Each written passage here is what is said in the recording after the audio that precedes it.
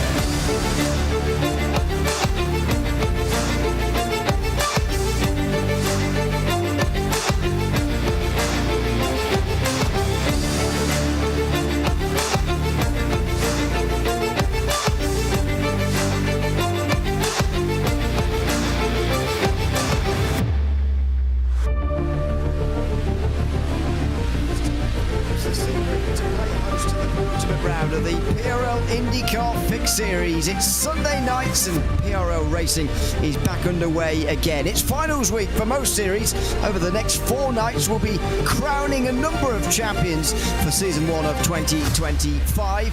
However, not here. We'll be racing one more time next week at Pocono to decide the champion, but this race could be very crucial in the fight between Jake Vasconcelos and Dave Menino to find out who is going to be champion of the PRL Fixed Series for season 1 of 2025. I'm Ian O'Leary alongside Lorenzo Bonda for this round of the championship. Good to be back alongside you, Lorenzo. Well, they've got to respect the bumps for an hour of racing here tonight. Absolutely, we go into the bumpiest circuit of the season, in my proper opinion. But one good circuit that obviously, for those who are more into IndyCar, receives the IndyCar iRacing series, which is the first week of the annual series that iRacing gives us to the users. So I can't wait to see how they're going to do that on the racetrack. And there is the schedule. Missed a week for the Super Bowl a few weeks ago, 4 weeks ago, and so we are racing next week at Pocono. But one road course and one oval to come. And with Menino doing better than Vasconcelos on the road courses, generally, this is a big night for him to get a bit closer in that 11-point gap. Speaking of that 11-point gap, let's see the driver standings now and see who's chasing them, because it is Vasconcelos and Menino 1 and 2. But Ken Miller and Daniel Cranafus are only 40 points back. Brent Pincari is only 41 back, so not that far away at all. James O'Brien is 6th, but he's not that far ahead of a number of other drivers, including Steve Baker, Winnie Brennan, Guillaume Potvin, and Jordan Kernow. In the team standings, Team Hyper leading the way, but it's a pretty narrow margin here too over SRTE Green and SRTE Orange. Saltpeck Precision Racing Gold are 4th, at Rust Racing Oxide with the blue Saltpeck team in 6th. Hyperion Racing, Fury Simsport and Project 91 and Rust Racing Iron round out the top 10 teams. 2 championships then to watch here at Sebring. Qualifying is currently underway. We'll get to that in a few moments' time because there's still just over 10 minutes to go. Before that, let's thank the sponsors who make these broadcasts possible here on RaceSpotTV, starting with Logitech G. Logitech G wheels and pedals are equipped with true force feedback to help you feel the road and own the race. Use code PRECISION at checkout on logitechg.com for 5 to 10% off of your purchase. Owned and operated by passionate sim racers, Advanced Sim Racing designs and builds the sturdiest and most durable aluminium profile racing simulation cockpits available in the market today. All PRL members also get a 5% discount on ASR products using the Precision 5 coupon code. Racebox offers mid and high-end button boxes for sim racing enthusiasts, from the casual gamer up to the most meticulous sim racing driver. Competitively priced and carefully handcrafted, our button boxes are an enjoyable addition to any sim racing setup. Visit raceboxsimracing.com and get a 5% discount using the Precision 5 coupon code. Butt Kicker products add incredible immersion and realism to every game. Feel every nuance and truly put yourself in the driver's seat. Moradness is a performance lifestyle brand motivated by motorsport and founded by professional race car driver Daniel Morad. For more, visit moradness.com. Mr. Head's iRacing Photography. Capture your finest, proudest, or simply worst moments from your hobby in up to 8K resolution. A great addition to any sim room. And finally, get ready to learn to be fast with Advanced Motorsports. Follow them on their socials to become a better driver. And once again, a big thanks to all of them for sponsoring the series. The PRL on RaceSpotTV here for the next 5 nights in a row, right the way to the IMSA series that comes to its conclusion at Spa on Thursday night. Here, same time, same place as it always is here on RaceSpot. Joshua Chinsky has taken the pole position, at least the early march over the others. Dave Menino, though, goes quickest with a 40.8. We're still very early on in this session, but a number of drivers setting their mark down, and Menino doing exactly that. Nearly a second faster so far than his championship rival, Jake Vasconcelos. Absolutely. One of the things about Sebring is getting your qualifying right, because I think this is one of those tracks that the tires do take a little bit of a beating because of the uneven nature of the track itself, being kind of like half concrete and basically old asphalt, because well, we know Sebring has that history of the track never being repaved, right? It's basically what's there, and the rest just gets patched up. So it's that thing of finding the right groove with the car and everything. So getting the perfect lap here is going to be difficult, but 40s is going to be right around where I think it will be for the remainder of qualifying as your optimal time. I would say maybe 40 lows might be your best range for you to actually get on top. Let's see how quick they actually get here, because we are still very early on in the session. Joshua Chinsky through the final corner now and up towards the line out of Sunset Bend.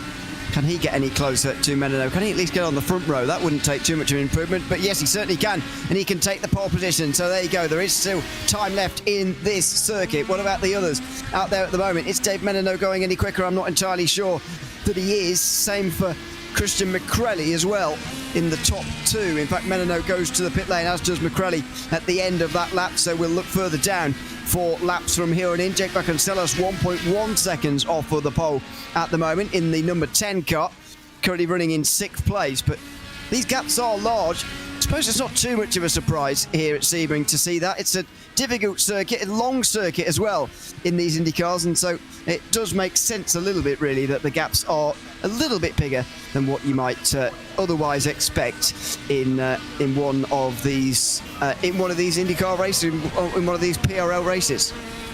Yeah, and also because let's see, you go through over here in Sunset Bend is a corner that for these Indy cars, they're not made for you to go on concrete, and the car gets so bouncy, and it's hard for you to maintain proper control of the car within that groove. So it's easy for you to lose up your car, but there are so many other points in the racetrack where it's very, very hard for you to also make time. So like I said before, you have to understand how the car dynamics work and find yourself with the right groove in the racetrack and the proper braking points for you to get an optimal time. So this large delta doesn't surprise me either.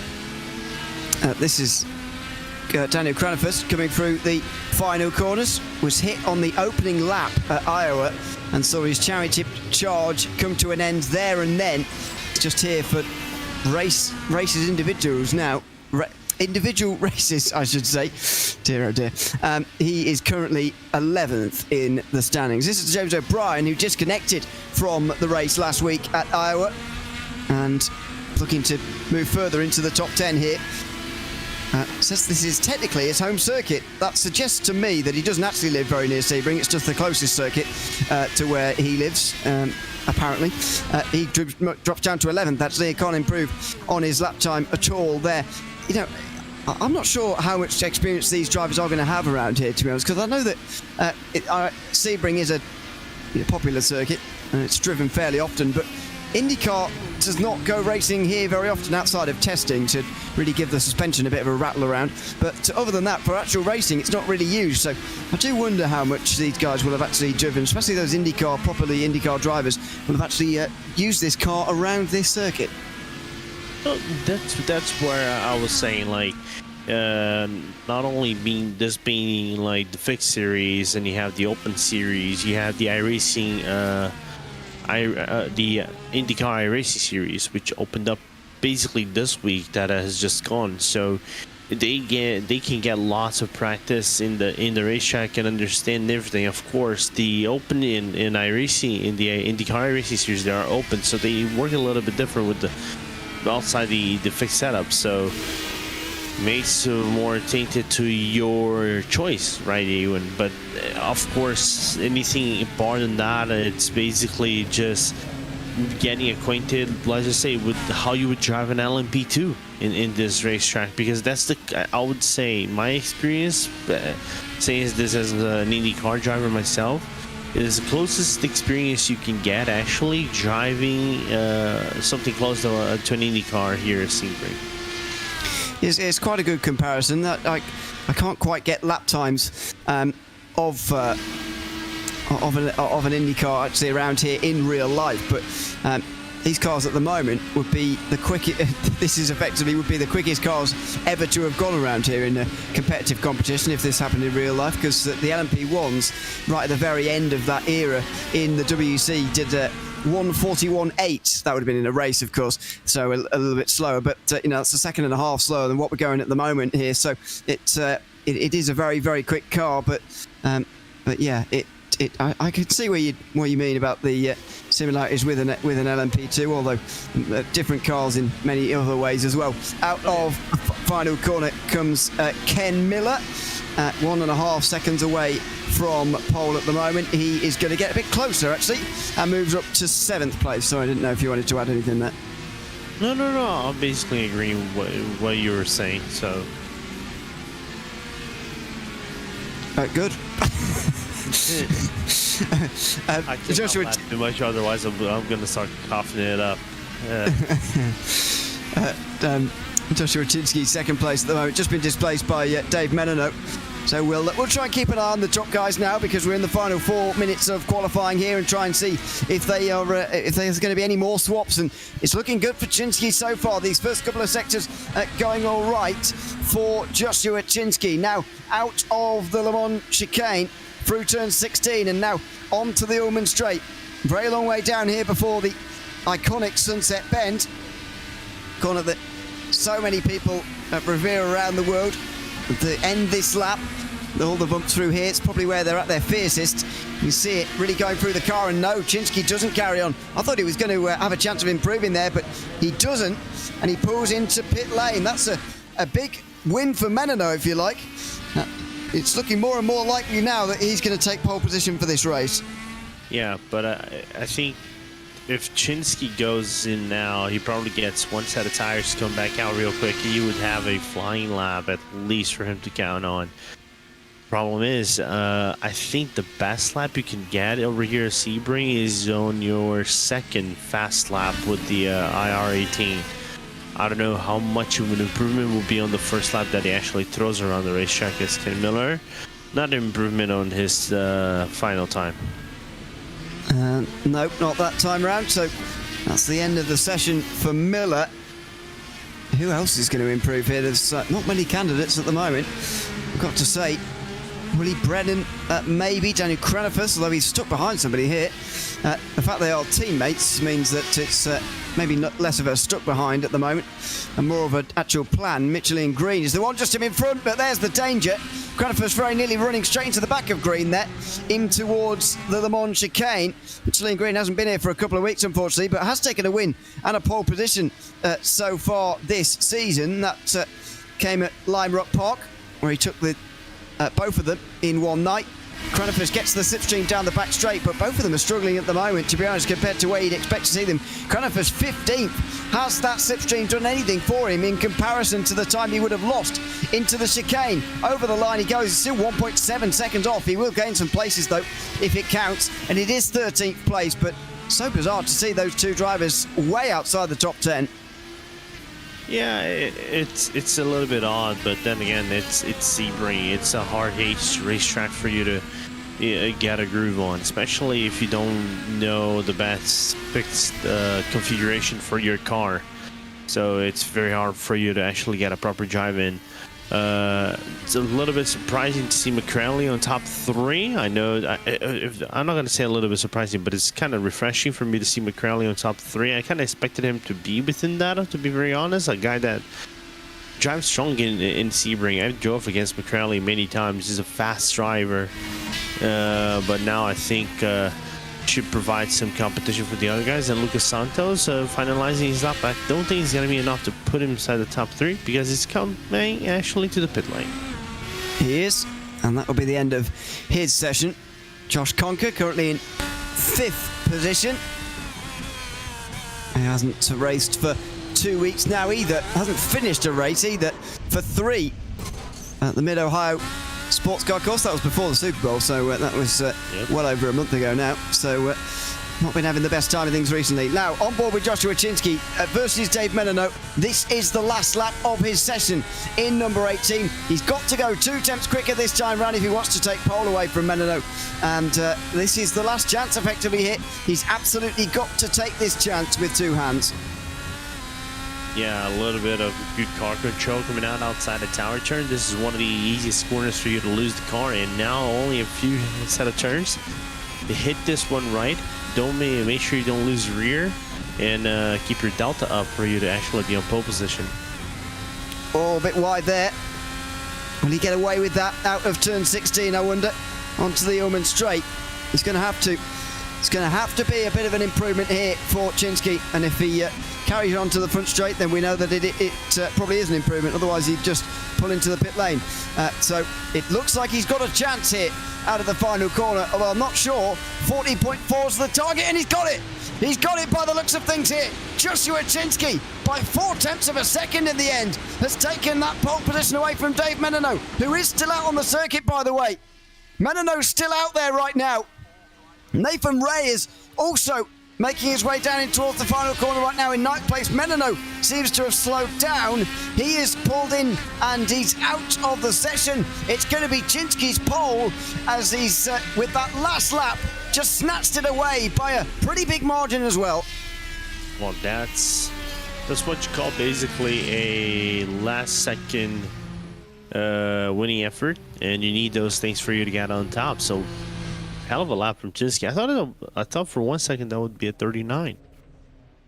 Nearly was, but 140.0 was all it was needed. In fact, a 40.3 would have done, but anyway, he's got the pole position with a fantastic lap, Joshua Chinsky, there, ahead of 21 others who have qualified, and hopefully Patrick Cowgill will start from the back of the field as well after crashing out of Iowa and deciding not to come back out again with a really damaged car at such a short circuit, which you can absolutely understand. So it will be Chinsky who will start from the pole position.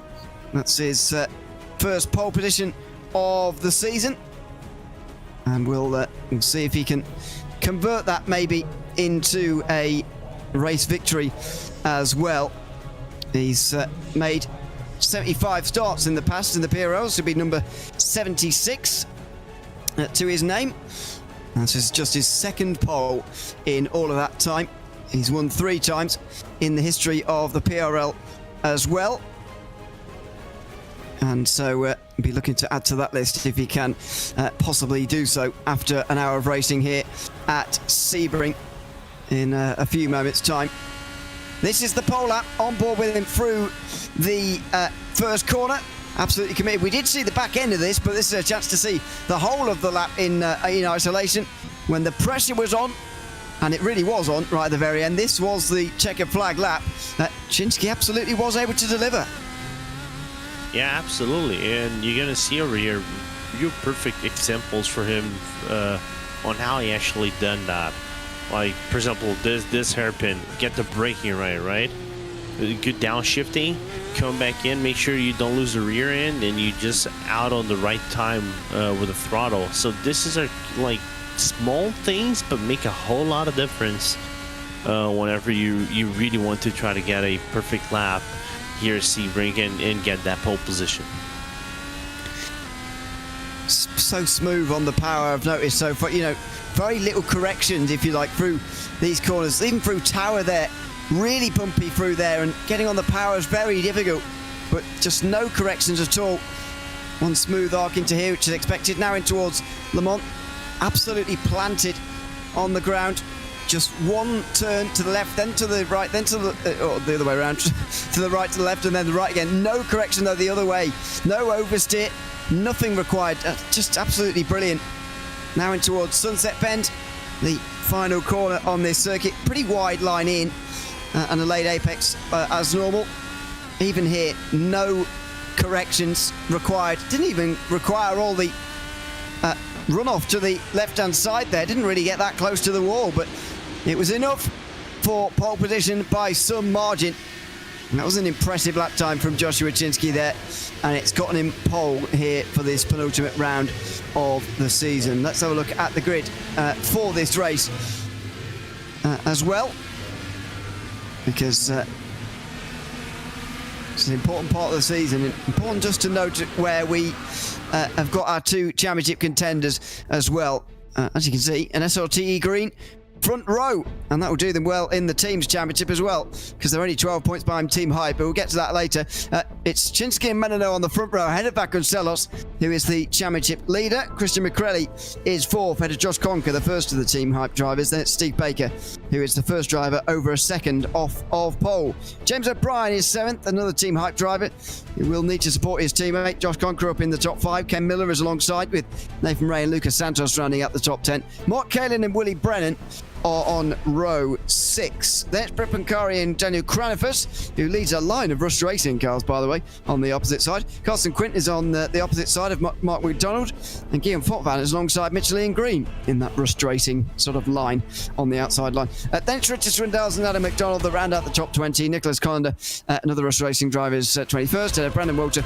Patrick Cowgill didn't qualify, but hopefully he races. So SRT Green with a front row lockout. We saw them at the start of the day.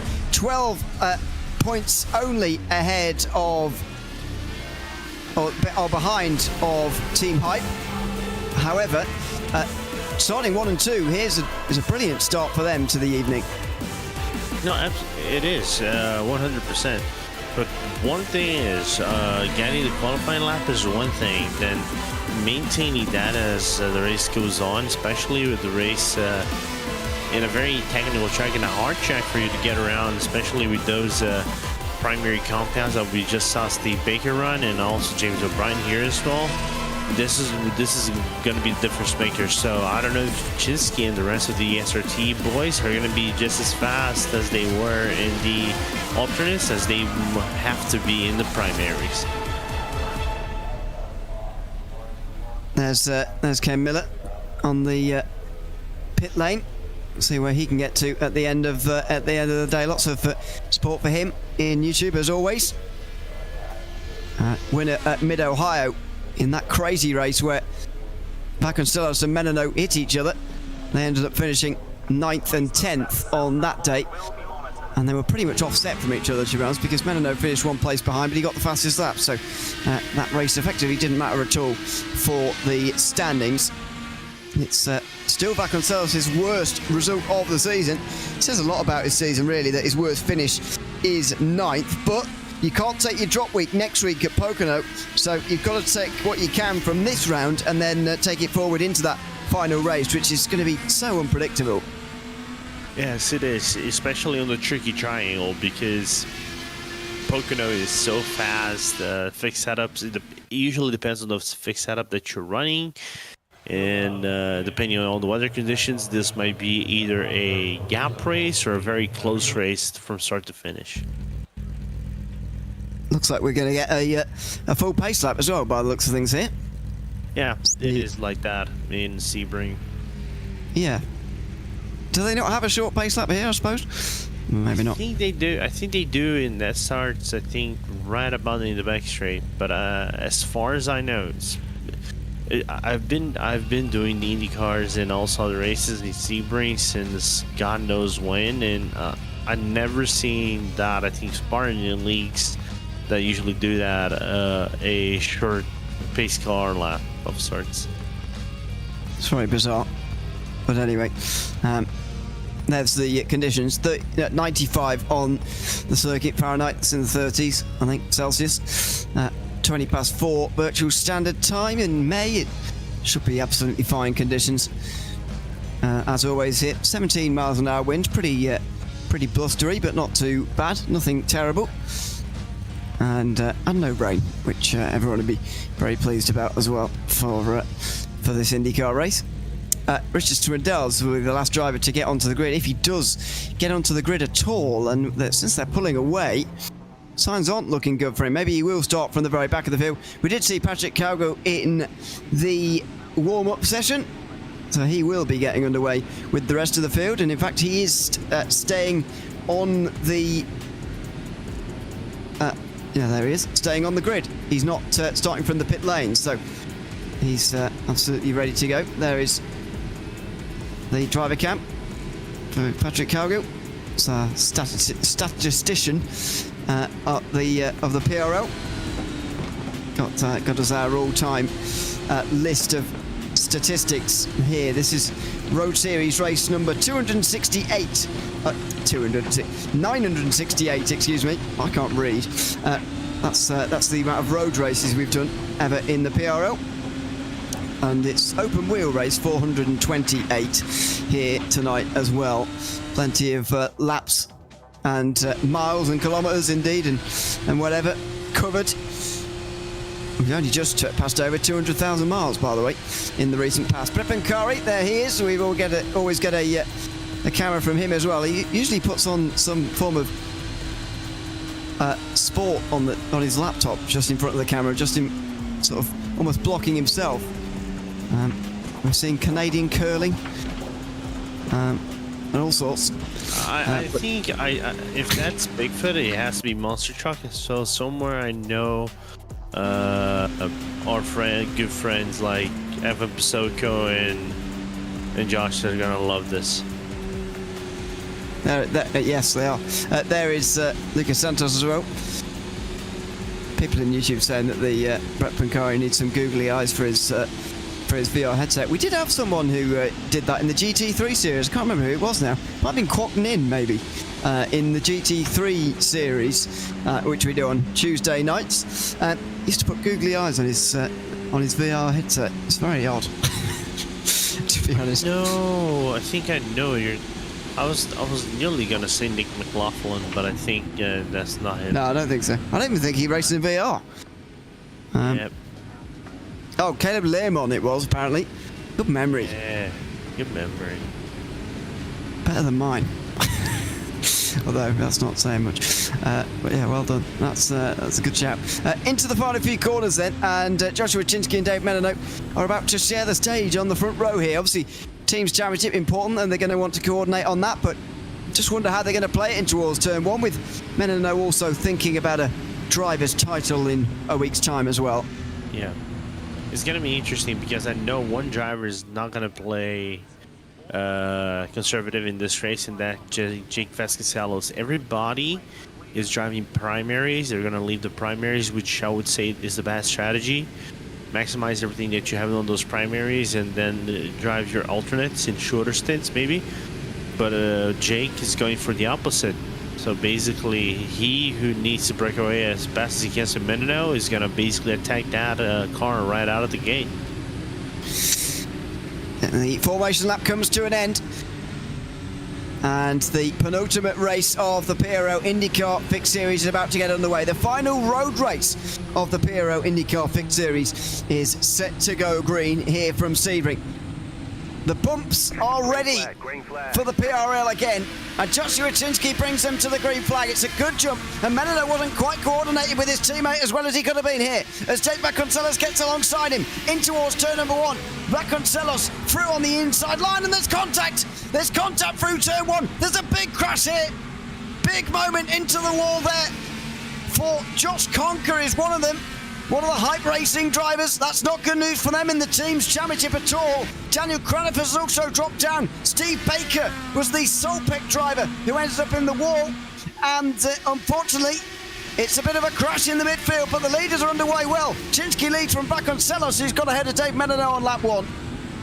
Yeah, and that confusion that was a little bit expected. I think there was a little bit of a front wing with back wing car contact coming into turn number one that caused the whole issue going forward. And like I said, Jake Vasconcelos attacking right out of the gate to everybody in the front in the SRT green. He wants the points, and he's gonna try to get it. Expect him leading this race out of lap 1. Ken Miller was also involved, unfortunately, on lap 1 there, down at the back of the field, along with all the others I mentioned before. Vasconcelos on red stripe tyres early on here, by the way, so he's got good speed. That's why he's being such a nuisance to the green teammates of the SRTE team. Menino can just sit back and watch for the moment, but that's wide from Vasconcelos here. Onto the Ullman straight. Will Menino have a chance to maybe punish him for that error down in towards Sunset Bend? He's not on the red stripe tyres quite like Vasconcelos, and so he's going to find this difficult. But Jake is going to want to try and get through as quickly as possible. He needs to make use of these tyres while he's on them. Yeah, absolutely. I'm going to say he's probably going to have a good range about 10 up to 10 laps before this tire starts to run away a little bit, and then he actually has to manage the tires a bit more. But other than that, Chinsky retaining the lead quite admirably as well. But I wonder how much seconds in terms of push to pass he actually used within that car to retain the lead. Lucas Santos has been involved in all sorts of battling early on, by the way. It looks like Guillaume Potvin has been off, though, in the battle. We'll get a load of replays up in a few moments' time, and here we are on cue. So it was Baker making the contact on the outside line, sort of just clipped there as he was trying to run around the outside, unfortunately. As meanwhile, we'll get back to that. The battle for the lead is on, and Chinsky finally lets him have it. So after holding him back for a lap or so, Vasconcelos is now finally through. I must admit, I thought Chinsky would go hell for leather there, trying to keep Vasconcelos behind, but eventually, just a lap and a half in, he's had to give in.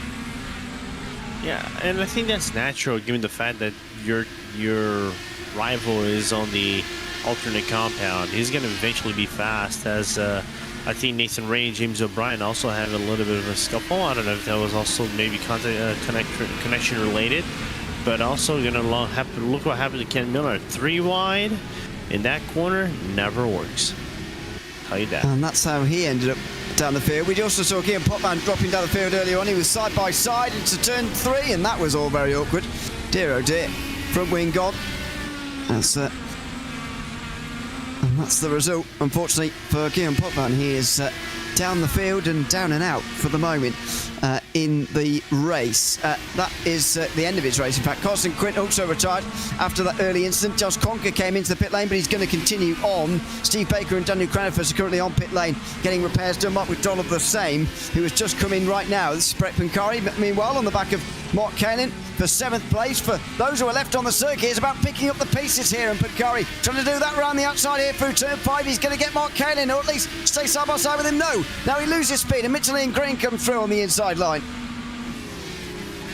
Yeah, and that was a little bit of a good battle. He's trying to find on the inside, and major braking from Michelin Green on the inside into the hairpin, getting the position from Mark Kalin. So he's having a good early race here, Michelin Green, even if his pace in qualifying was surprisingly putting him low down. Here is Kalin on the outside again. Broke quite late there. Can he stay alongside for Collier? Oh, he was not going to be given the room, and so he had to back out. Here comes Pancari in the meantime. Outside line, ready for Tower corner. That's not going to work. He'll switch back again on the next straight. The short shoot between here and Bishop, and then in towards the Le Mans chicane. That's not going to happen. Willie Brennan's just in behind Lucas Santos as well. This is one of those midfield trains that's actually pretty lively at the moment as the leaders start to spread apart. Oh, and Kaylee have issues. He went off track, lost a few positions, just came back, and but I think just getting a news with the co-tires right here with these primary compound, and Ian Green making great usage of his alternates so far. That's why he's up to 6th place. Sorry, 7th place. You've got to make use of those red stripe tyres when you're on them. Yeah. As opposed to the primaries. Here is Lucas Santos on those primaries for the moment, with Willie Brannan just in front. And he's got that concentrated face on again here at the moment. Santos currently 18th in the championship standings. Last week, oh dear, off the road, just as I was talking about him, unfortunately. off the road through turn 3. I was just looking away there to look at some previous results, and he's just spun up the rear tyres through turn 3 and gone off. Last week, I was about to say, he didn't finish on the lead lap. He retired about halfway through, although he did score enough points to be classified. The 2 weeks before that, he also DNF'd, and so you have to go back to mid-Ohio to when he finished a race. Even then, it was a lap down, though. Hopefully he can get to the end of this one, and maybe even on the lead lap as well. But the group shrinks inside. Michelin Green at the front of it, then Brett Pancari, then Willie Brennan, and then they've left the rest behind for the moment. Yeah, but I think the fact that Chinsky is able to retain the lead up to a full second, and not if Vasconcelos get away with this, and also being relatively close to Vasconcelos, despite Vasconcelos being on the alternate compound and being a little bit quicker than them, is a bit, good to see the primary compounds are working very well. As you can see there on screen, who's using the primary, the red stripe, the white stripe, and the alternate, which is the red stripe. Those who basically made the moves, the biggest moves, were on the alternates, basically. I think Adam McDonald came from the back as well. Just gonna catch over here, one of the biggest movers, 9th places up. Yeah, it does make sense. There's two ways of thinking about it, really. Is that get your primaries out the way when you're in traffic anyway, through the start of the race. That's the thinking that most have gone for, and most do generally go for. But some thinking, well, I'm so far behind at the moment, I might as well try and use the red stripe tyres to get some track position here, move through the field, and then I could try and hang on to it a bit later on. Interesting that Vasconcelos has gone for that after starting in 3rd place, but I guess he's thinking, I've got a much better chance of beating Menino, and especially Menino, but all the others as well, if I'm in front and I have the track position in that final half an hour, than I've got trying to beat him doing the same exact strategy as they're always going to do, which is go to the primaries and then the red stripe tyres a little bit later on. I fully respect him for sort of going on the offensive, really, as the championship leader. Normally you see them being a bit more defensive and just doing the normal done thing, but Vasconcelos is going out to try and win this championship rather than just coming out to try and defend the lead. And because Poland, like we were talking about before, Pocono is it's very complicated, right? It's a track that can go 2 ways. In my point of view, right? Because I know from fixed setup, basically, depending on the weather, Pocono can be basically a pack race, and it can get very convoluted and becomes a race of attrition of sorts. And also the strategies come into play as well, the field strategies. So it's going to be quite interesting to check the weather for that, basically, and see what does that fill up as the gap shortened up a little bit, and we're looking into Willie Brennan just missing a little bit the apex of turn number 1. This is one of those midfield battles. This is where the sort of crossover point that you were referencing a little bit earlier on is starting to come into play, and it's going to be very interesting to watch this as well as watch it up front. But Michelin Green has been on the red stripe tyres early on. He's now under pressure from Brett Pancari and Willie Brennan. It's already happening to him, really. Vasconcelos isn't getting very far away of the SRT Green teammates either, so it's very interesting that the red stripe tyres are actually not getting very far before they're suddenly under a bit of pressure here. Yeah, that's when the primaries start to get a little bit up to grip. This is, I would say, the beginning of where the primaries, start to get a little bit more performance. So eventually, we know that we're gonna see these guys get more racy. So it's I would say natural to see the people get applying pressure, but is how hard you push on those tires to try to get the temperature up. Some people know how to do it better than other drivers, and even though you are like I said, in the beginning of this grip phase for these cars, it's just how well is still your tire grip moving forward. Just look down the inside there for Pancari. Can't do it. Out of the final corner, and now he'll be alongside Michelin Green, who's starting to struggle here. Is he just going to let Pancari and Brennan go because he knows the tyre situation, or not? In towards turn 1, they've gone for it there, has he?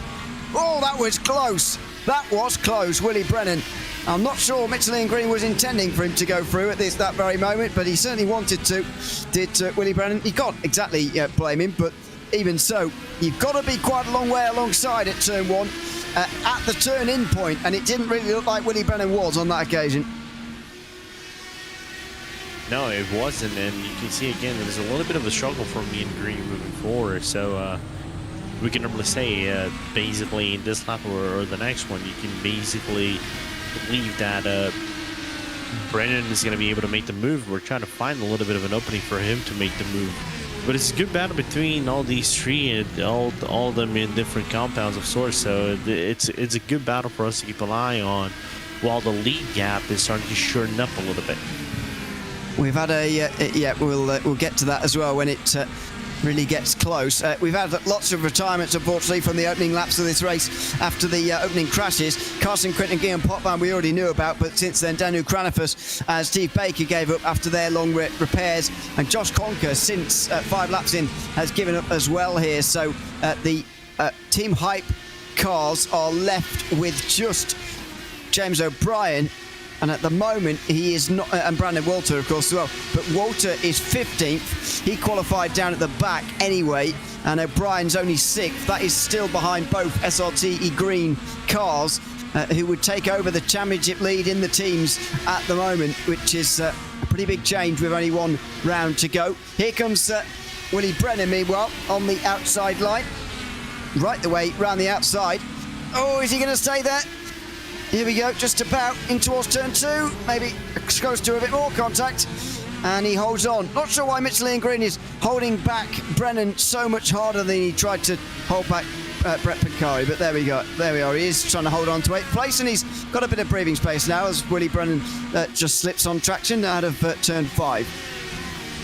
It's track position. The best thing you can do if you're not all the way up at the top is try to retain track position, so you are allowed to be a little bit more fight for around the racetrack with the alternates, if you are still able to maintain a little bit of a lap delta to the guys in front of you and behind you respectively. So I know it sounds a little bit weird for you to, oh, he's on the alternate, his alternates are basically gone even, so the normal idea would be, oh, let him by, because you're just wasting your time. But I think in this point of view, you can get racy with them and try to retain track position the best way you can whenever you come to the pit stops and change your compounds.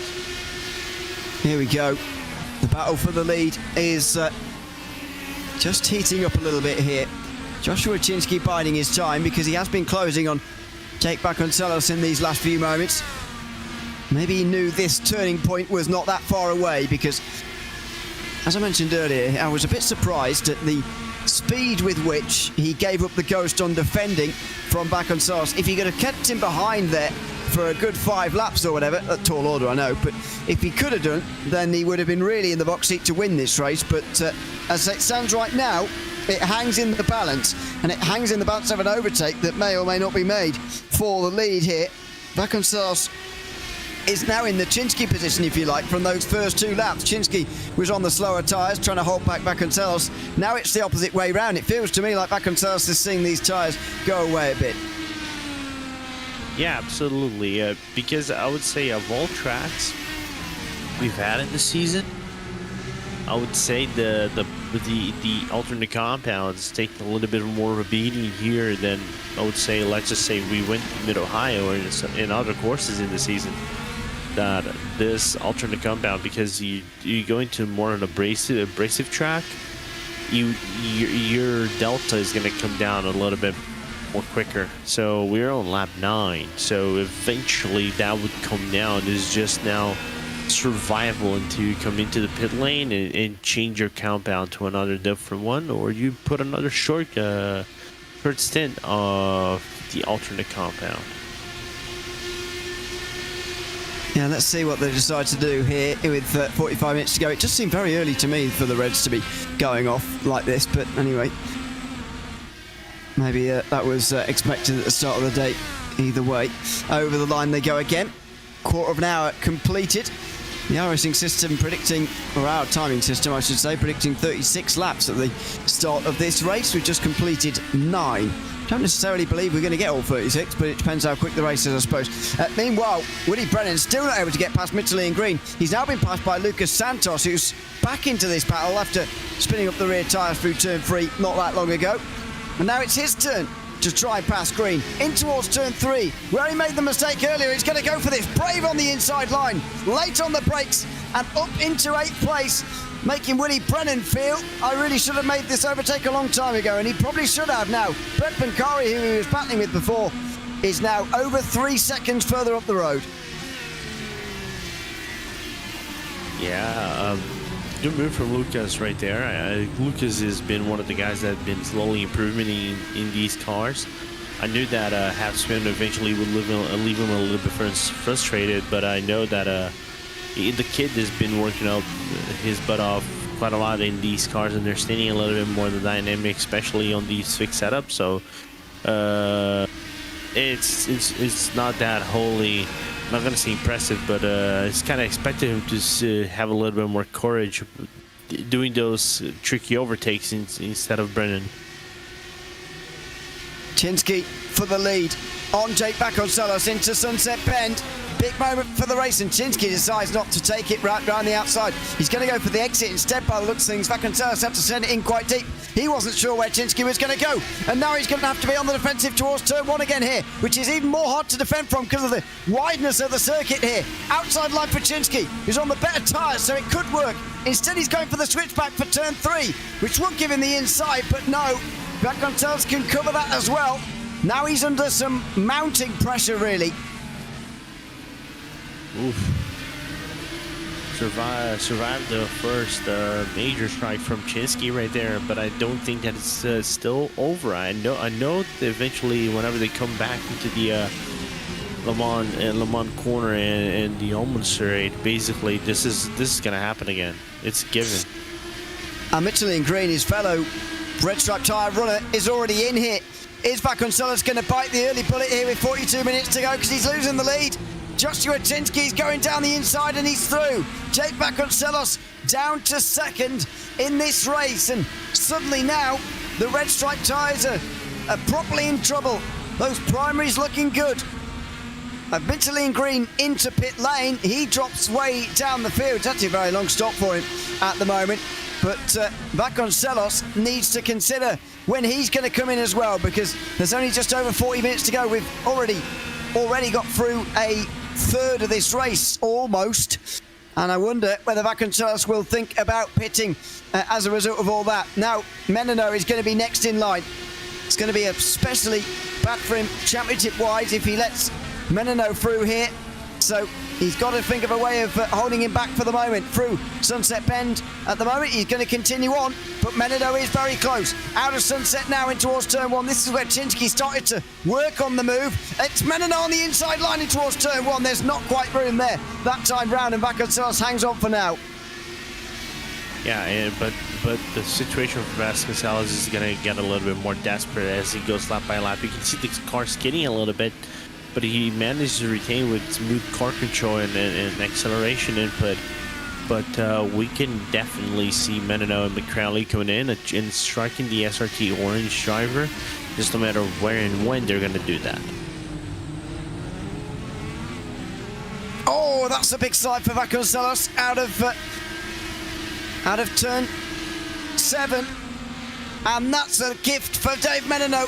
Vasconcelos will be kicking himself through the same section of corners. He's going to lose 2 places in 2 laps by the looks of it. Menino around the outside through the first part to give him the inside at Collier, and that is second place for Dave Menino, now ahead of Jake Vasconcelos. And that was completely brought upon himself, unfortunately, for Jake Vasconcelos, who drops now to third. But also, I don't think this strategy for Vasconcelos being in the alternates early on is a bad thing, because the track is at its hottest. Normally the red compounds, whenever you come out of the pit lane, it's going to be a little bit more understeery. Not a little bit more, it's heavily understeery. So whenever they do the pit stops and then number 10 put it in the primaries, of course it's going to be a little bit slower. But I know for a fact that whenever he picks it up, it's going to be a little bit better for him as he comes into the pit lane. This is a key moment in the race now. The problem for the leaders is that pitting early is likely to put you out in traffic 9 times out of 10. Or maybe 7 or 8 times out of 10. We'll see whether on this time out of 10, whether he does or not, though, because it is quite a long pit lane. It's a relatively long stop as well to make. Up on the jacks he goes. All 4 tyres changed. The compound, indeed, changes to the primaries. And then fuel to put on board. 9.5 seconds in the box. You can't imagine he did much saving in that first part. So McDonald goes past. Will Nicholas Collender go through as well on the inside line here? Needs to get out in front here, Baconsalos, really. Did he get out in front there or not? Yes, he did. Nice bit of clean air for Baconsalos. A good 5 seconds of it. Yeah. So this is what you call a really good pit stop for him. And plus, he also got clean air, so he basically can get off, do the best build up of his primaries, and get on with the show. So looking for how that will go forward for him. As everybody else, I think O'Brien had to nearly check himself into tower turn over there, so he doesn't hit Nathan Ray's backhand right there.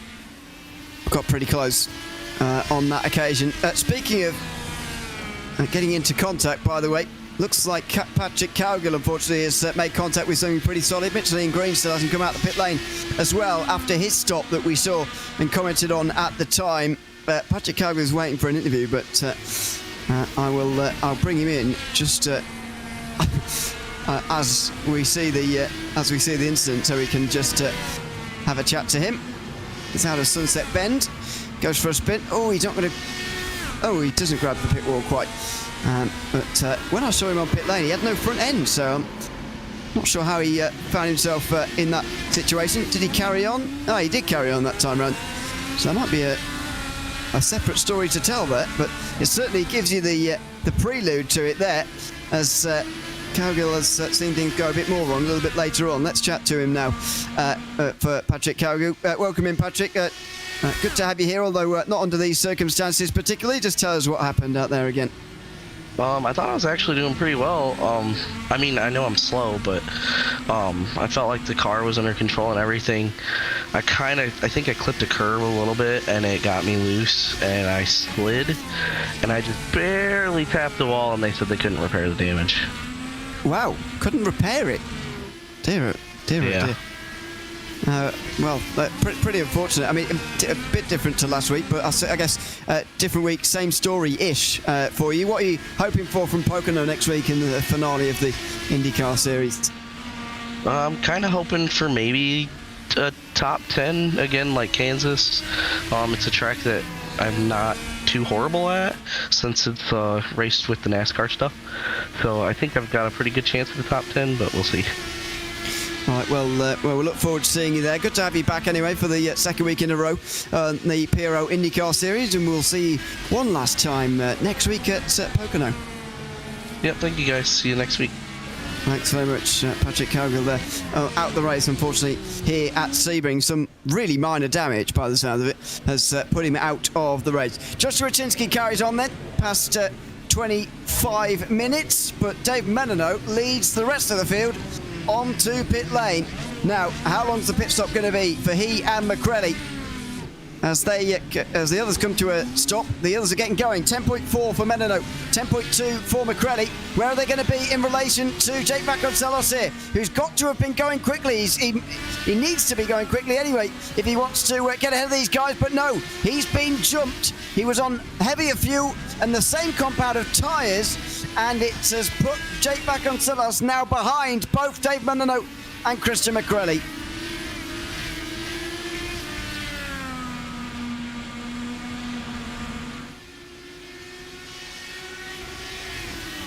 So the battle for second resumes with new candidates in third place. McCready on the back of Menino. Not really what Menino needed, to be honest, but at least he is ahead of Vasconcelos with a car in between. And now I've probably seen myself. You were talking about maybe Vasconcelos' strategy might not be the best strategy moving forward. I might actually have to tend to agree with you.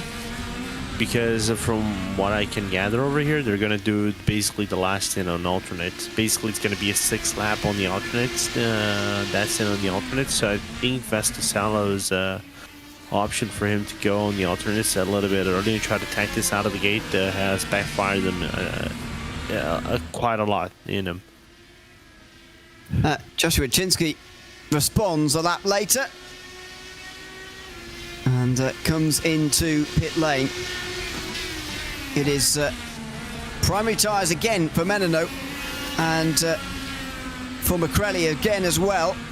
So there is still another pit stop to go, but Vasconcelos is on the same tyres as them this time round. Out the pit lane for Chinsky. He's, goodness me, is he really that many seconds ahead? Yeah, he is. 2 seconds quicker in the box, but 4.5 seconds clear of the field now. Must have been a very good in-lap and a pretty short stop to go with it as well. That's a big lead. Would surprise me if he actually put last fuel on his primary stint, so we can actually go on the final stint with the alternates that basically go guns blazing out of the gate and try to win this. I would say this is the way I probably would think of, judging from his pit stop.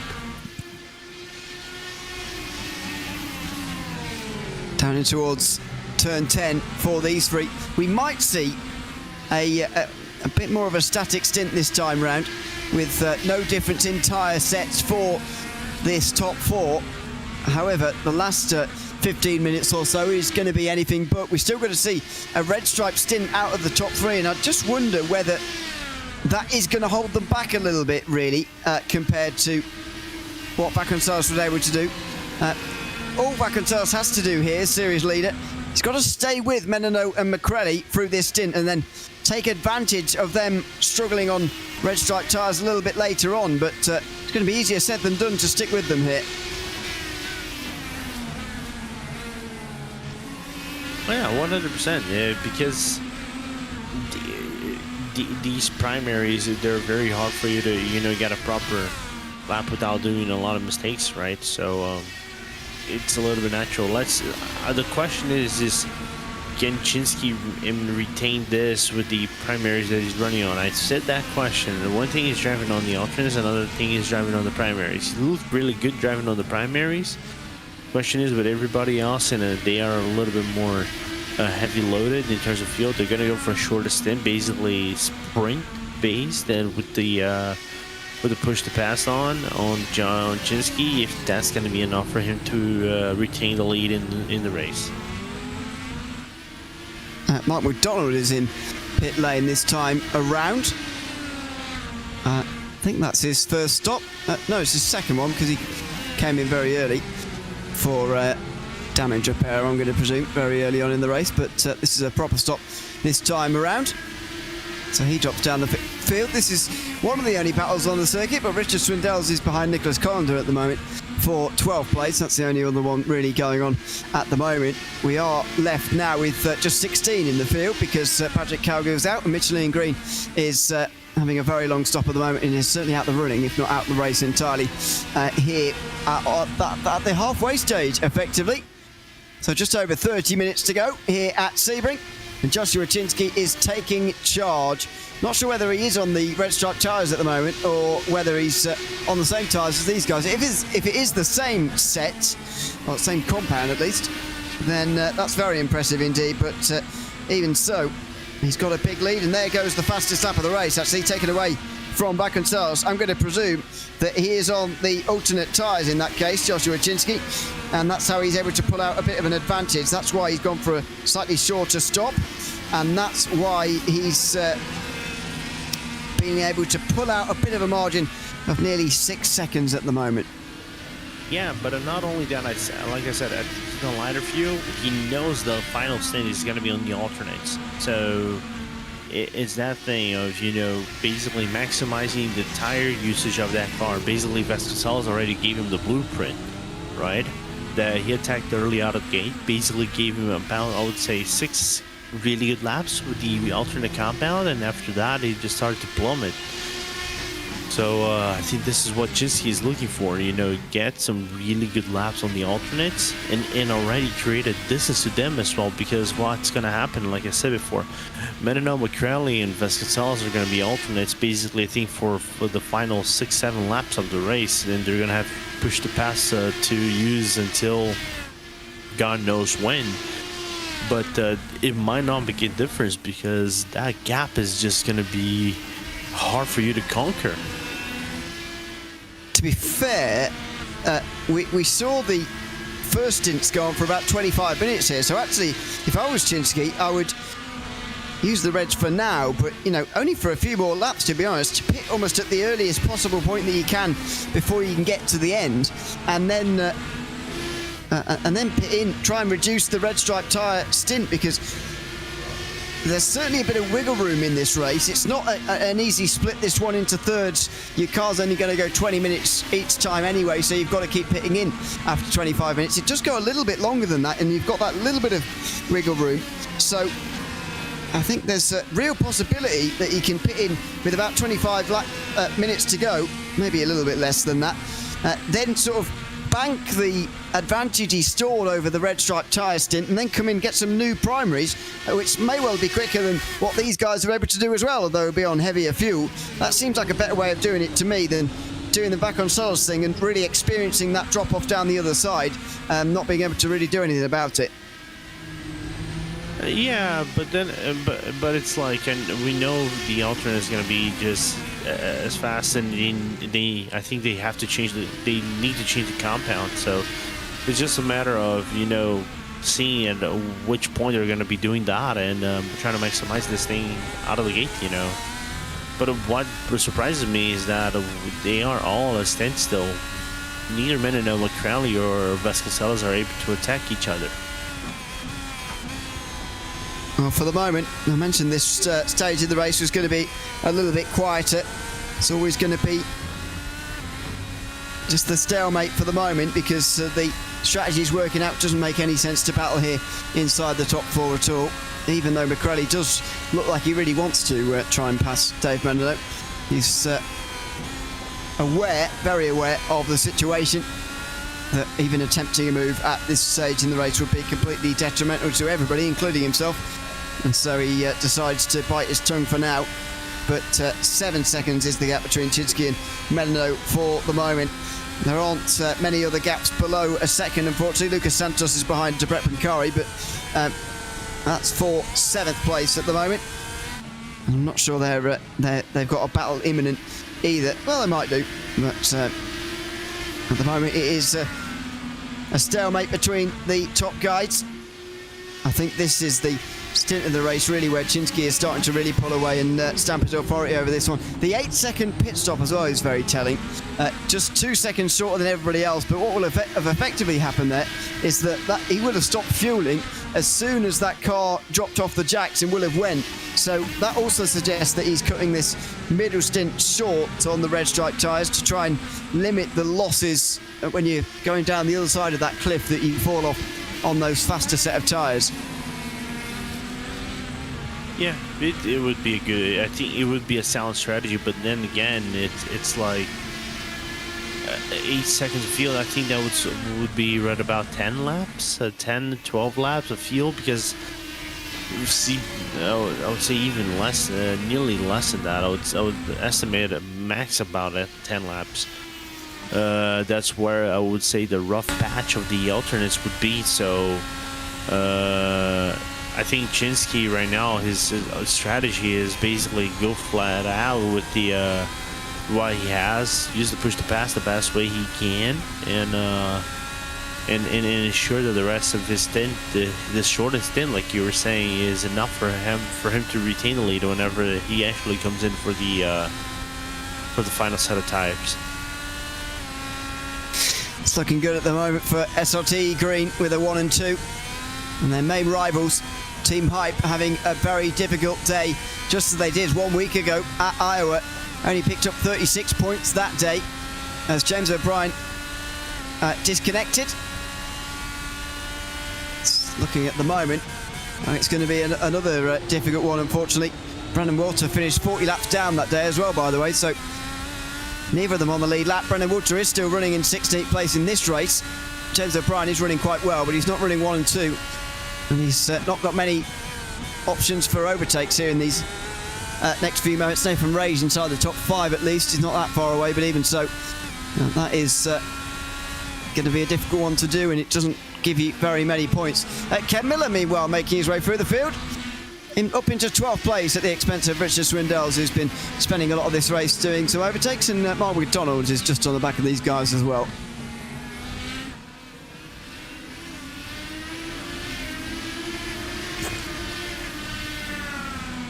Here comes McDonald through the right-hander of turn 6. And Swindells just letting him have this one by the looks of things. In towards the hairpin. There goes Mark McDonald. His teammate, Nicholas Cottender, in the background, just went straight on down there at the hairpin, went through the grass and gets back on again in 15th place. So Swindells down a couple from the start of this lap, but he is still up 5 on the day.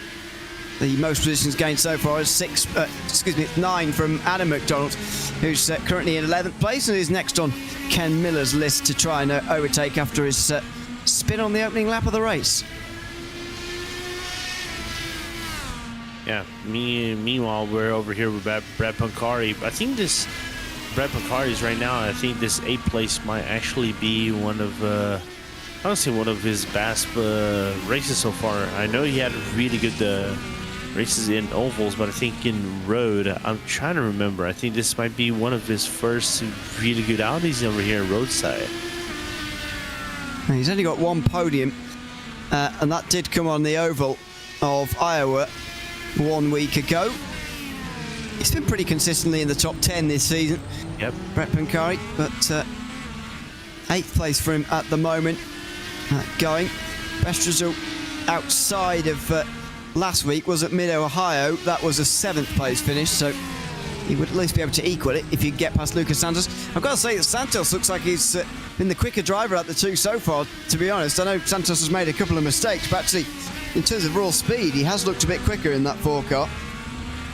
Like I said before, I've been following Lucas for quite a while now, driving against him and with in a few leagues, especially on fixed ones. He's basically been focused on doing fixed leagues as far as I'm concerned. I know he's doing some open leagues as well, but IndyCars, he's a dude that's still learning quite a lot with that car, and I know for a fact that he's gonna get only quicker and quicker, because I think the last few outings he's slowly getting more comfortable with the car, so it doesn't surprise me at all. This is a really good result from him. These are the. This is about 1 again, by the way. Still nearly 9 seconds behind Chinsky. He's doing a good job retaining speed in those unideal conditions, I'll call them. 42.1 last time from him, 42.4 from Menino, and 42.5 from McCrelly. And just look at the gap to Vasconcelos as well, up to 3/4 of a second. He's struggling to stay on terms with these guys. He needs to be closer, because when they fall off at the very end of the race on that short run to the end, he needs to be there to capitalise. At the moment, he would lose 4 points to Menino in the championship. That would put the gap down to 7 going into the final race of the season. A podium would be good enough in that situation. But right now, he's feeling nervous because Jake Vasconcelos is losing time compared to Dave Menino and Christian McCrelly. Yeah. And while you were talking about that, I was just having a quick look over here on the top 5 situation, because with Pancari's result right here, it would definitely, elevate him potentially to a P3, because Ken Miller basically is out of the race. I know he's the P15, but he's nearly a lap down, and Cranefuss is basically out of the race. So and the point gap was basically 1 point that separated them. So water out for Pancari coming into Pocono. Pocono is the last race of the season. Next week, this is technically finals week in the PRL, with the LMP3 GT4 Challenge to reach a conclusion tomorrow night at Road America. The GT3 Fixed and Sprint Series coming to a close at Hockenheim on Tuesday. Truck Series at Phoenix on Wednesday, and the Inter Series at Spa on Thursday to round out finals week, and then we'll be back for one last round on the Sunday night here at Pocono in 7 days' time. That'll be the last PRL INDYCAR Series race. Meanwhile, Adam McDonald comes into pit lane. It's just outside the top 10, but we are now definitely in that stage of the race where we know everybody can make it home from here. We saw the first stints, in fact, lasting just over the 25-minute mark, so absolutely safe to make it from here with just less than 19 to go here at Sebring. Yeah, absolutely. Coming close to an end. I was just taking a quick look over here. It's kind of interesting. They're going to be doing, like you were saying, you were going to be doing 36 laps total, right? That's, I would say, is more than half the distance as you would be doing the iRacing INDYCAR Series, and about 10 laps more you'd be doing on the Open Series. So basically, it's quite impressive though what they're doing, this commitment to an endurance like of sorts, because driving for 1 hour in these Indy cars, driving 55 laps, which is the iRacing INDYCAR Series, what it does for basically 1 hour and a half is body taxing. I tell you that. But even then, for 1 hour with these cars on these track conditions, it is really hard. So you got to give them props. And so far, since the start of the race, excluding the opening lap, it has been a very clean race as well, which is good. We haven't seen too many incidents. Unfortunately, Michelin Green and Patrick Cargill retired in incidents outside of the opening lap. However, apart from that, it has been pretty good for that. 17.5 minutes to go. I think it's actually going to be 35 laps here. I know the software is still saying 36, but 2 pit stops and the pace of the race not being quite as quick as what we saw in qualifying means that I'm fairly sure it's going to be into just 35 laps. We're not quite going to be quick enough to squeeze an extra lap out of it. And Joshua Wachinski, by the way, started to lose time last time round. So Dave Menino has just brought that gap down below 9 seconds again. If Wachinski could come in now, he could sort of bank some of that time that he gained. Just be worried about where he comes out, I suppose. And that's one of the main reasons he'll be keeping himself out for the moment.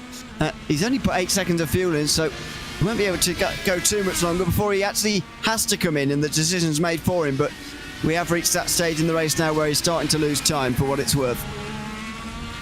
You say that, but he actually did a very good lap. He was actually faster than Menino McCrally on the previous one, 42.097 to 42.291 and 42.451 from Menino McCrally and Vasconcelos, as Vasconcelos is in the pit lane and with Nathan Ray as well. Yeah, maybe it was just a problem. Maybe it's just a slow lap previous time round for Chinsky. We're making a mistake. Meanwhile, Vasconcelos into pit lane, as you say, and 9.2 seconds is the time. So another pit stop for Vasconcelos, trying to go on the undercut. Undercut didn't really work last time. He was on the same tyres but on heavier fuel, so wondering whether the undercut is going to do anything for him this time round. I can't see it really getting him back into second place, really. Yeah, same. It's going to be really rough. In my point of view, I think it's going to depend on his first 3 laps and how quick it is, and if Menino McCrally and respond in the same kind, because he basically put the pressure on them right now to see, oh, I've gone for this, what are you going to do now, right? So it's something like, I know Vasconcelos is basically going for broke, trying to retain that second position in the championship. Ken Miller, meanwhile, on the back of Adam McDonald. This is further down in the field for 13th. Both of these two have made their final pit stops of the day, by the way. Ken Miller making it first, 2 laps earlier than Adam McDonald, just in behind them. Joshua Chinsky was not far away from lapping them. Now he's into pit lane. Menino and McCrelly carry on. You're going to get a good idea as to how Vasconcelos' undercut is working here when Chinsky comes out of the pit lane to put on his second and final set of primary tyres for the afternoon. Just less than 15 minutes to go. And Chinsky makes his way out. Vasconcelos is a long way behind, but is the gap, over 10 seconds or so? That's kind of where it really needs to be. Chinsky out onto the circuit. James O'Brien just ahead, which isn't particularly ideal. He's over 10 seconds ahead of Vasconcelos. Undercuts don't really work in this series, to be honest, and that's been proven on a couple of occasions now. There's not too many tracks with the IndyCar that you can actually do an undercut, especially roadside. The undercut usually works more in the oval side than anything else, but it's that thing of you trying something different and see if that works out for you. Like I said before, I think Vasconcelos' chances, if he's 2-3 first laps, are so quick that actually cancels out what Menino and McCrelly are doing. So let's see if he's going to be able to retain the top. I know he's going to retain the top spot in the championship, but the question is how many points that's going to be to Menino when this is all said and done, because we're still yet to see if Menino and McCrelly are coming into the pit lane. You can imagine that they'll follow suit this time round. Menino with a bit of a tight line on the entry here, but not on the exit. McCrelly went a bit wide there, so he lost a bit of time anyway. 13 minutes to go, and they carry on for one more. They're really trying to minimise the amount of time they spend on the Reds, but actually limiting it to just, 11 minutes or less, which is what it's going to be here, I do think is a better idea than what Vasconcelos did by going early on. I can understand the bit about starting on the red stripe tyres. It was just how long he stayed on them for. Same for Chinsky a little bit, although he stayed on them for less time. These guys are spending a real short amount of time on them, and they might not even get to experience the fall off in those tyres. No, they're not. Like I said before, if they come as late as they can be within the stand, and they come for, let's say, for the final 6 laps of the race with this, there will be little to no fall off whatsoever, and they're gonna have, if they conserve their push to pass, their 200 seconds for push to pass, if they conserve that, they're gonna be able to use that for days, so it's gonna be quite an advantage for them. So because this might work out for them just as a blessing moving forward, but the question is, can they retain such a lead that would give him being comfortable to what Vasconcelos is trying to do at this current moment, because he just did the fastest lap of the race. Yeah, very interesting that he's been able to do that. It's not by a small margin either. So 40.4, that was faster than his qualifying lap. It's faster than everyone's qualifying lap other than Joshua Chinsky's pole lap. It's an outrageously quick time from Vasconcelos. Menino's into pit lane. McCready will carry on. I'm interested to know what tyres he's on in that case. Vasconcelos, yeah. Same for Chinsky as well. Vasconcelos on the alternate. Very bizarre. We'll find out what... well, we know what Menino's going to go on to, I suppose, here.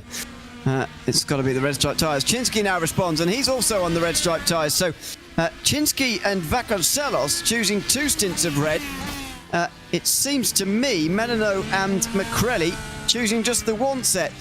There goes Menino back out onto the circuit again, a second and a half or so in front of Vasconcelos, who even with his faster lap times couldn't do anything about it. 42.2 was pretty quick last time round, but still nowhere near good enough to get past Menino. Yeah. Meanwhile, Chinsky with the fastest lap of the race. You were saying Ford that the lap for Vasconcelos was faster than his qualifying lap. Chinsky's lap was nearly it was closer to what he actually done in qualifying, just 2 tenths slower on his best lap over here in the race. Yeah, remarkable. Oh, Beck Pancari's off just through the opening corners. Mark McDonald gets past him. He'll still have to stop again. But Pancari, I think, confirmed in 8th place with that moment there. Lucas Santos is 3 seconds up the road. Willie Brennan, though, too far behind to really overtake him. So it looks like Pancari will indeed get an 8th place finish out of this if he can hold on for the final 10 minutes or so. Now then, the big moment with Christian McCrelly into pit lane from the lead of this race. Well, we know what tyres, again, he's going to put on. Like Dave Menino, he's going to put on the red stripe tyres. But where is he going to be in relation to Menino here? Where is he going to be in relation to Vasconcelos? I suspect he'll be within the two, between the two of them. Chinsky goes over the line. That's another completed lap from him. Now then, Menino will get through as well, you would have thought. There's 10.6 seconds. He's on the long side for McCrelly. What about Vasconcelos here? How close is he going to get? I think it is going to be straight in the middle. Well, maybe not. Vasconcelos does get down the inside and through into third place. So not really what Menino needed championship-wise. Vasconcelos has jumped in there. Yeah,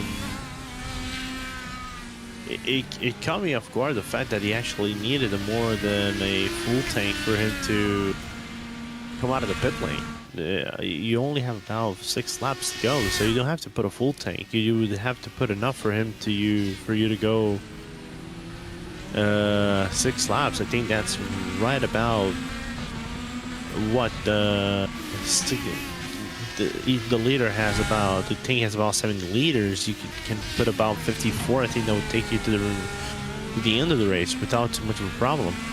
And that would still have time enough for you to actually put the tires in and out and come back to the pit lane. So that was a bizarre pit stop from McCrelly in my point of view. But of course, he knows that Vasconcelos has some more worn tires than him. So that will leave an opening for McCrelly to actually strike Vasconcelos if he actually gets within his back wing. Well, yeah, here's my thinking for McCrelly. He may have known or suspected he was going to be out behind Vasconcelos anyway, no matter how little he putting into that car at this stage. So he might have put in the maximum just so he could use a lot of push to pass towards the end here, because I wouldn't have thought he used very much through that middle part of the race. Probably not at the start either, because he's been just loitering for most of the race. Has he put all the fuel in to really use up this push to pass towards the end? Because we know it does burn through the fuel quite quickly. Yeah, there you go. And McCrelly is on the primaries. Huh. Oh, has he used alternates yet? No. I didn't think he had. Unless I'm very mistaken about the tyre compounds that Menino and McCrelly were on through the middle of the race. I mean, we didn't see the graphic through the middle of the race, so I don't know for sure. I was just kind of presuming that they would be on the tyres we said because of the pace they were going. That's awkward.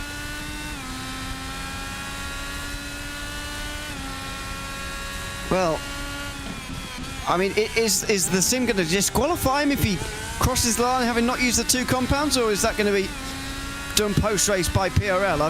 I don't even know how it works. I've never seen it happen before.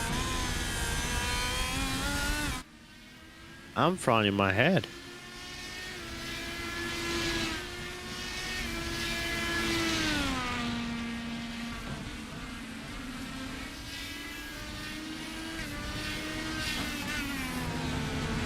Well, I guess at this stage we've got to presume that he has used the reds at some point. I mean, we just don't know where. But anyway, we'll leave him to it for the moment. Suddenly, Lucas Santos is in 10th place.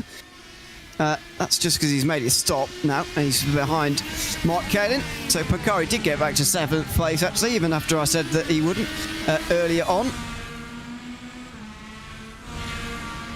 So Mark Kalin will be 9th for the moment, with Santos just in behind him trying to pass. And, well, he's not going to be able to just for the moment. But you'd imagine with the pace shown so far, Lucas Santos is going to be able to make this move. Oh yeah, absolutely. It's just a matter of where and when Santos is going to be able to make the move. He's going to be able to make that move. Of course, he's going to try to use the draft as much as he can, going to Sunset Bend, and he's using also the push to pass. So that's a very smart strategy, side by side, and away Lucas goes. I'll throw into 9th. And that's not too unexpected, to be honest, with 5 minutes to go. It's really clouded over in these last few moments. We're going to be fine for weather, but it's just got quite a lot darker. And Kalin there threw it into turn 1 and didn't get anywhere. There he went wide. And now he's got even wider at turn 3. He was looking a bit ragged, and now all of a sudden he has dropped outside of the... Well, he's not going to drop outside the top 10 quite, but he has dropped off the road down there at turn 3. And here comes Mark McDonald in the background, into the top 10 maybe, outside line and through on Mark Cailin. So when it rains it pours. It isn't literally, but for Mark Cailin there, it's gone slightly wrong. Just went slightly wide through turn 1, snowballed from there, dirt on the tyres, couldn't stop for turn 3, and he's paid for it with his top 10 place.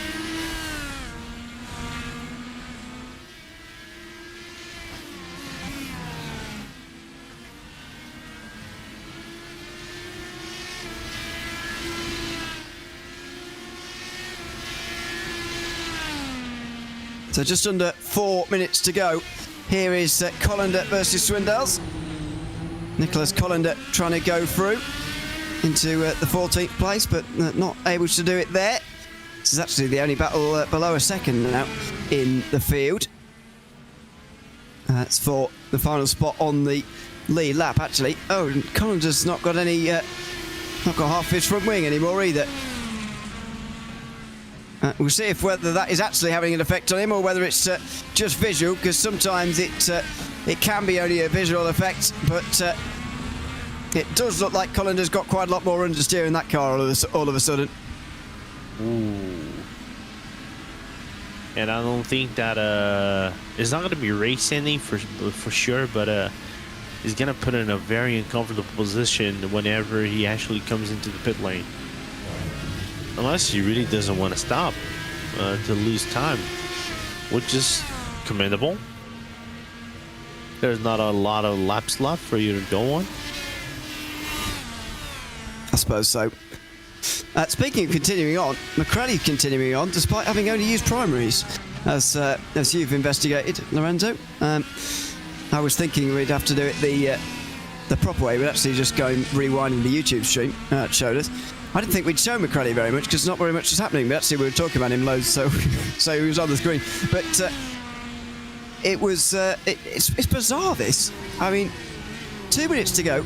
Unless he's going to stop this lap, he's well, I'm not sure. To be fair, I'm not sure whether we've got 2 laps left or 1, because these guys are a lot further. They're only just in front, actually, of Chinsky, starting lap 34. So I guess it's going to be white flag next time round. Unless he pits at the end of this lap, in that case, then he's not used both compounds. But if he pits, he might lose the position to Nathan Ray because the in and out time is enough for him to lose a position. So I don't know, man. It's not usual to see McCready doing that kind of mistake with the strategy, unless he forgot something, to be very honest. Then again, if he's from Italy, he drives from Italy with North Steam Racing. Over there it's 4 a.m. So I wouldn't be surprised if he done it. Yeah, past 4, nearly half 4. So it wouldn't be unusual for him to make a mistake right there with that time in the day. Well, let's see if he does come in this time round, because the white flag's waving now for Joshua Chinsky. Dave Menino is in second place. He's been catching over this stint, but not quickly enough. And it doesn't look like the two teammates are going to reverse their places either to help Menino in the championship. That's Colander, by the way, being put a lap down. I'm on the fence slightly about this because, you know, Joshua Chinsky certainly deserves to win this race. He's been the quickest driver today, and it would be his first win of the season. But equally, he doesn't lose any points for the team by letting Menino win, and Menino would get a whole 3 points closer in the championship, which could be absolutely huge come next week. So on the fence a little bit about this, but it doesn't look like they want to do any sort of team orders. Yeah, can't do much about that, actually. For Chinsky, you know, getting those points would mean a lot, because I think that would jump him into P10 in the championship.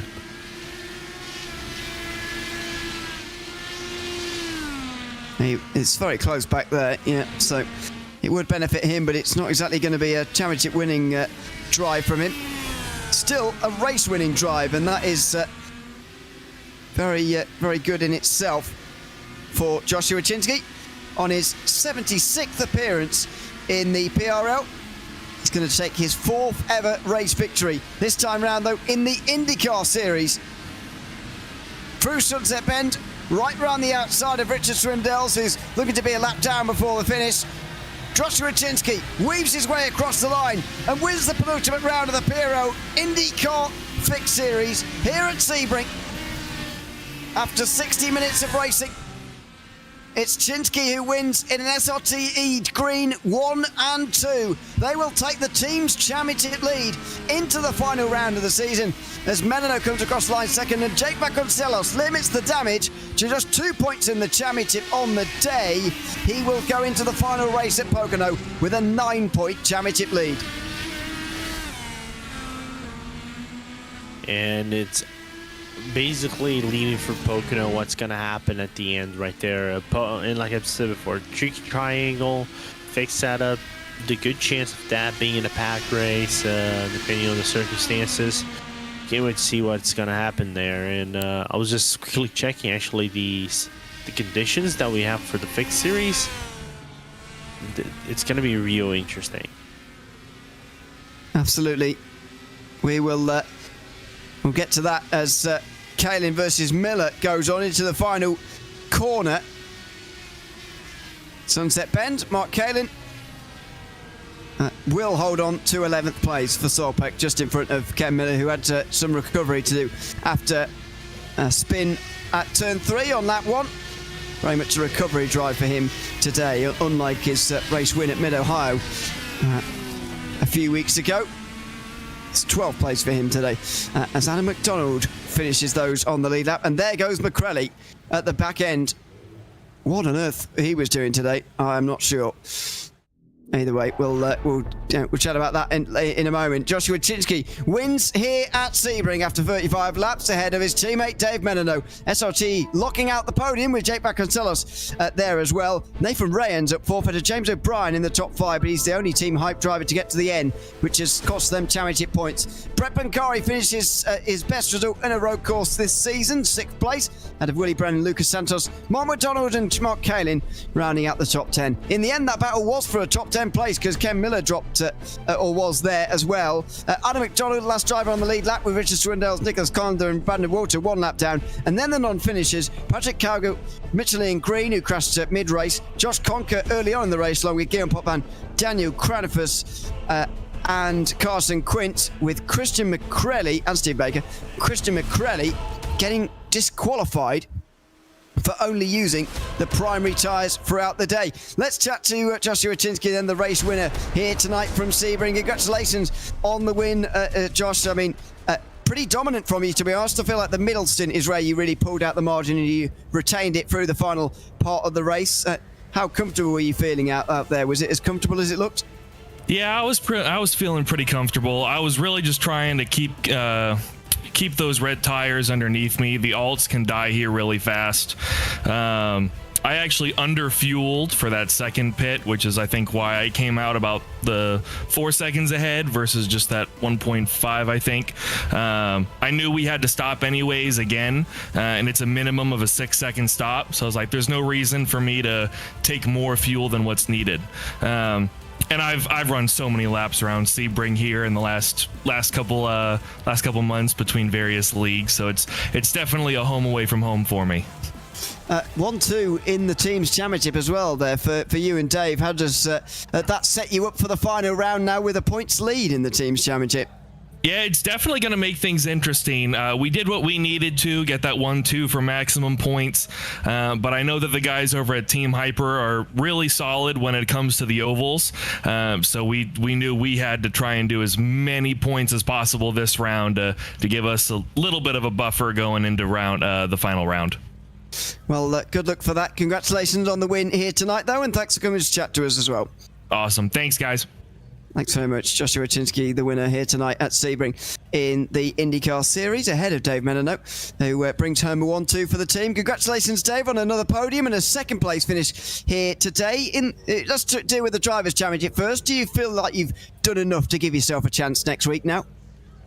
It's definitely going to be a bit of a long shot, but hey, I mean, anything can happen on these super speedway ovals, so we'll give it our best. and you'll have to give it your best for the Teams Championship as well. Just speaking to Joshua Chinsky about it, but with Team Hype having their drivers other than James O'Brien retire from the race in early crashes and so on, and Brandon Walker being so delayed, finished quite a long way down. You've taken the Teams Championship lead now. Again, how are you feeling about that going into the final round as well? Yeah, feeling pretty good. It's always tricky going to the last race because you can't drop it. So, as long as we avoid chaos, then I feel pretty good about us securing the Teams Championship.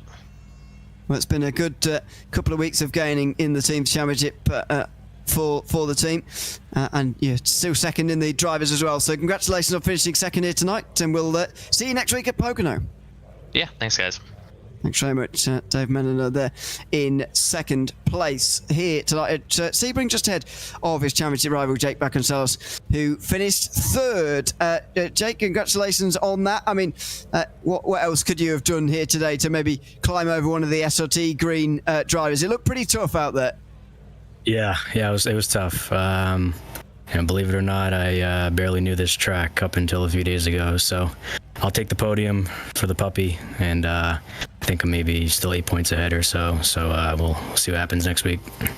No, I don't really believe that, to be honest. But I'll take your word for it for now. 9 points to my maths. It's going to be going into the last round. Is that enough to be comfortable? Well, I mean, can't use the drop anymore, so no, I'm not comfortable. But I'll take the lead. I'll take it. I'm sure you'd rather be in the lead than chasing, that's for sure. Well, congratulations on the podium here tonight at Sebring, and we'll see you in 1 week's time for the all-important finale.